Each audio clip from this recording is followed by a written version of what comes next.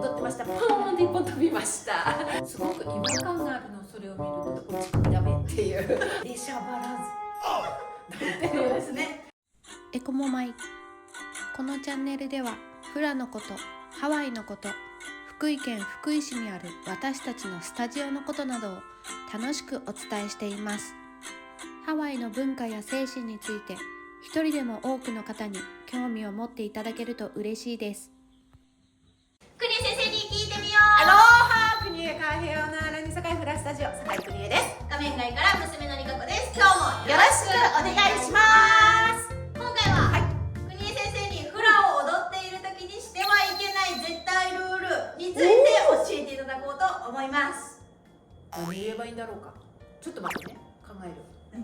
画面の前の皆さんは大丈夫ですか？きっとステージ上などで何かあった時に役立つ内容かと思いますので、ぜひチェックしながら見てください。オッケー。装飾品ついてますよね。レイとかココとか、それポトって落ちちゃったらそのままです。はってなるけど、はってなるけど、それ拾っちゃ一応いけなくって、それ踊り終わって拾わずに下がって、最後に先生クムがそれをステージ上のそれを拾って降りていくっていうのが一応決まり事なので、これが取れたから慌ててこうやって拾ってまたつけるっていうことはしてはいけません。それと例えばインストゥルメンツ、楽器とかも同じですね。プイで踊ってました。ポーンって一本飛びましたでもそれあーって拾いに行っちゃダメっていうことですね。それを持ってる振りのまま踊りきるっていうのが大事で、それも脅した楽器についてはその後クムが拾って退場するっていうのが一応ルールなので、慌てますよね、心わさわさとさ。やっぱりそういうことになると、でもたまにメリもなくなんかでもたまに楽器がいつの間にか飛んでるなんてことがあるんですけど、生のレイとかもね、時々落ちてたりもしますけど、それ絶対に拾わないですね。踊り始めたら踊り以外の動作をしないっていうのが一応決まりなので、一応ね、だから拾ったりなんたりっていうのはその踊りではないでしょ、関係ないことなので、一応曲の表現に徹するっていうのは大事なことかもしれませんね。踊りの面だとどんな感じですかね？裏とか。オッケーオッケ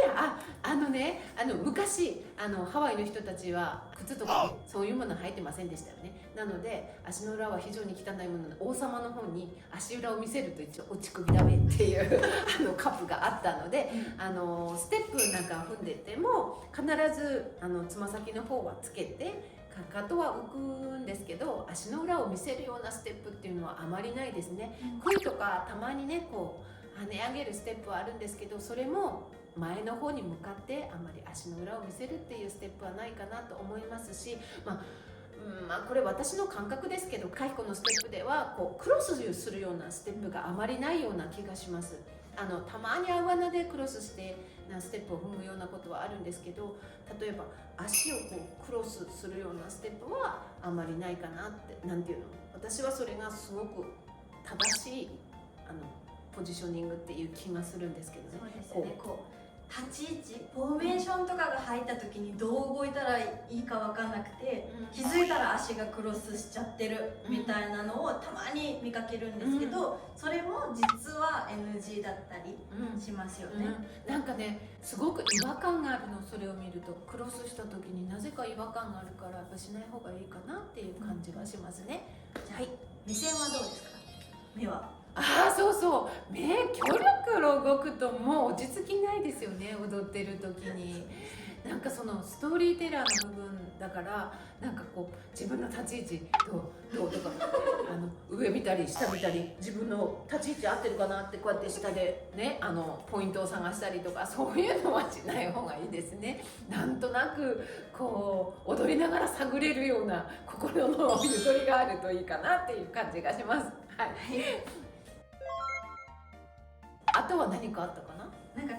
カヒコとかで踊り手の誰かがカーヘアを間違った場合とかはどうしますか？オッケー。カーヘアは絶対に入れた方がいいです。これはアウアナでも絶対です。入れるのが基本です。でよくある前よかったねカエ先生とカヒコ踊ってて、カエ先生カヒコ間違えて3番飛ばして4番のカヘや入れちゃった時は、私はもうカヘや入れた通りの命令を歌います。そうですね、ちょっとミュージシャンとか先生頼りの部分もあるかもと思うんもうですけど、そのカーヘアが聞こえたらそのカーヘアの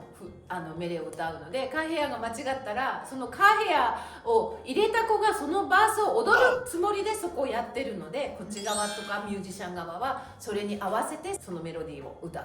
そうですね、CD じゃないバージョンの時ですそうですねCD の時はカーヘア入れても CD が違うことを歌うもんね生の時はそういうハプニングがあった時は臨機応変に歌い手が変えるっていうことが多いと思います、なので間違ったなって思ってもそれを貫くっていうのが大事な部分ですね。はい。グループで踊る時、何かルールはありますか？なんかね、グループで踊る時はね、私はいつもね、いろんな感情をそぎ落として踊んなさいっていうふうに伝えるんですよ。もう自分だけが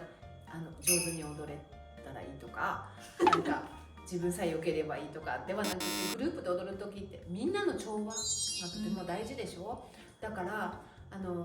自分が踊れてればいいじゃなくて、周りの人たちの気配の中に自分がどういうふうに自然に溶け込んで踊るかっていうことを優先した方がいいと思うんですよ。なのでなんか出しゃばらず